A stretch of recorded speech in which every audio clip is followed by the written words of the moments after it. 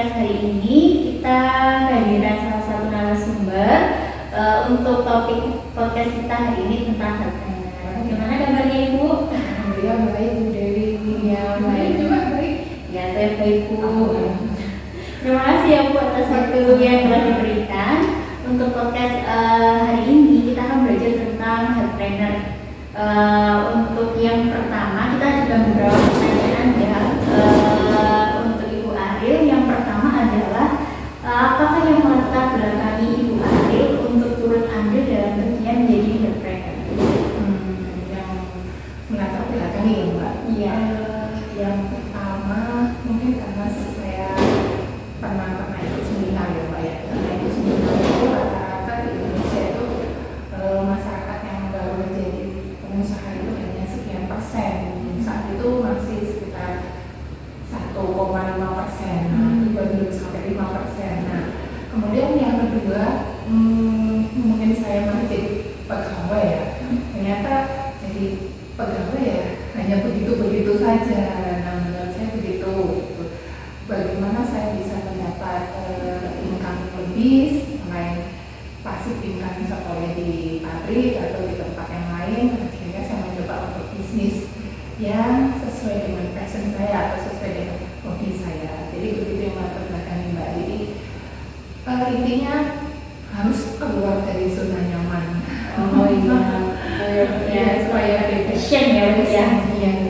Baik, terima kasih Bu Ariel. Yang kedua Bu, karena kita ini saya juga selaku pengajar di SMK, menurut Bu Ariel apakah siswa SMK ini juga betul bisa ambil menjadi bagian dari entrepreneur? Kalau masih SMK justru harus lebih dari SMK, gitu loh. Harus dimulai dari SMK. Karena kalau menurut saya ini memulainya sudah di usia yang agak lumayan banyak ya, usia 35 saat itu sudah mulai menekuni bisnis minuman herbal, minuman jamu. Nah, kalau menurut saya sebaiknya semakin muda ya semakin lebih baik untuk menjadi seorang entrepreneur karena energinya masih kuat, kemudian imajinasinya masih tinggi, kemudian critical thinkingnya juga masih lebih semangat ya, terus kemudian masih banyak yang membantuin dan mungkin kalau dananya masih belum berbagi. Kalau saya begini sudah menikah, sudah punya anak dan yang berbagi, harus benar-benar pikirkan. Jadi menurut saya sebaiknya mulai SMA atau SMK sudah mulai punya imajinasi menjadi seorang wirausaha begitu Pak. Ya. Untuk poin penting yang perlu dipersiapkan. Poin pentingnya jangan modal dulu ya gitu. Karena kebanyakan orang di saya itu bingung modalnya di mana, nggak punya modalnya hutang ke pinjam orang tua atau bagaimana. Yang penting adalah punya passion dulu, passionnya di mana, kemudian kembangkan untuk passionnya. Itu poin pentingnya. Kalau nggak punya passion dagang dipaksa-paksa pun tidak punya. Perlu di highlight ya. Bahwa passion itu yang menjadi poin utamanya. Iya, baik. Kemudian Bu Ariel, ini ada pertanyaan selanjutnya, itu cara kita memantik ide kreatif supaya siap action. Kadang kan hanya sekedar planning saja, nggak action. Nah ini menurut Bu Ariel itu bagaimana cara kita supaya kita itu siap untuk segera actionnya? Supaya siap untuk segera action ya didaftar. Kalau saya udah punya usaha, saya pengen apa ya gitu. Saya pengen apa sekarang saya target. Begitu usaha udah dibuat plan, kemudian kita target. Yang pertama misalnya kalau saya sudah punya usaha ini, walaupun masih kecil, saya harus punya sebuah toko misalkan. Yang kedua kalau sudah punya toko, saya harus punya cabang. Nah itu semua nggak bisa kalau kita nggak action. Nah langkahnya supaya kita segera action ya itu tadi membuat target, membuat list beberapa lama target kita. Jangan sampai lama-lama, 1 bulan ke depan saya ngapain, 2 bulan ke depan ngapain, dan bisa target. Jadi menurut saya itu targetnya untuk segera action. Kalau cuma di planning aja nggak ada target, kita nggak akan action, nggak ada goalnya. Begitu menurut saya. Terima kasih Bu Ariel. Ini beberapa bagian yang ada di meja ini adalah salah satu atau beberapa contoh dari hasil karya Bu Ariel, baik dari pembuatan jamu yang ada di kafe ya Bu, kemudian yang keduanya adalah di produknya Mulia Balindo. Selama menghasilkan menyampaikan karya-karya seperti ini kan tentunya ada kesulitan ya. Mungkin bisa di-sharingkan kesulitan terbesarnya seperti apa Bu, dan bagaimana cara Bu Ariel untuk mengatasinya?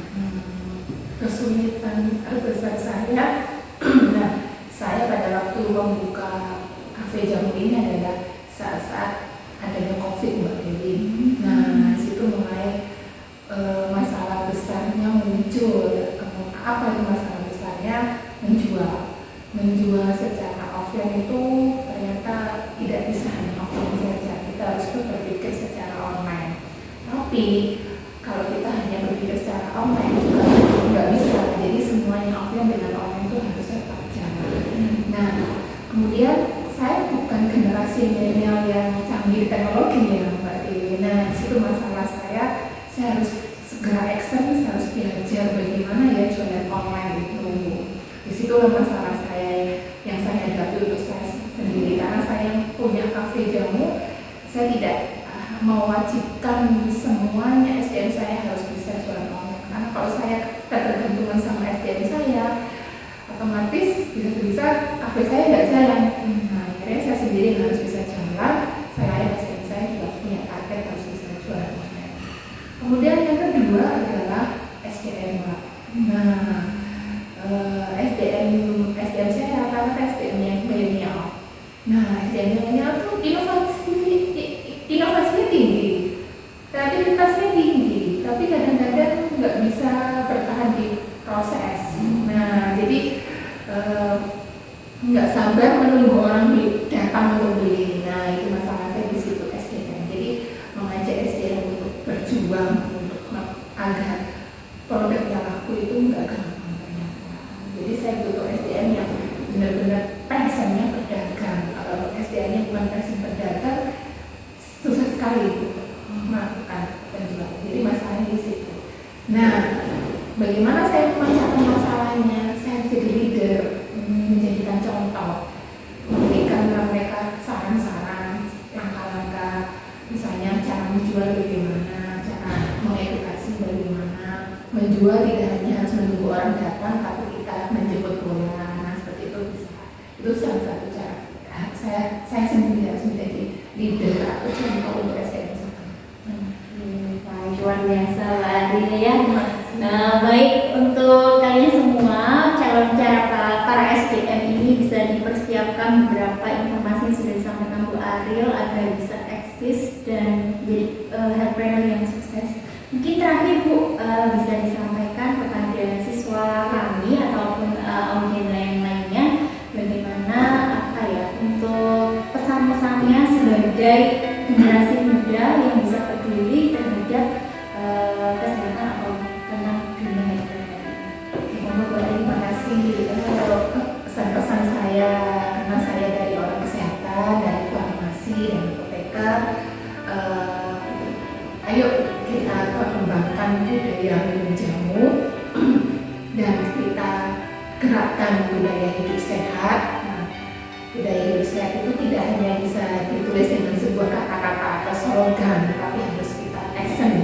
Kita kasih contoh, kita kasih cara-cara bagaimana hidup sehat itu. Nah, cara-caranya contohnya yaitu satu, menggerakkan budaya minum jamu.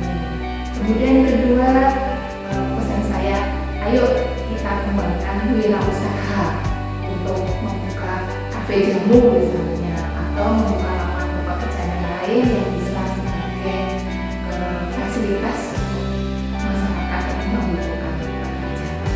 Dan jangan lupa action itu penting, jangan hanya sebuah pilihan.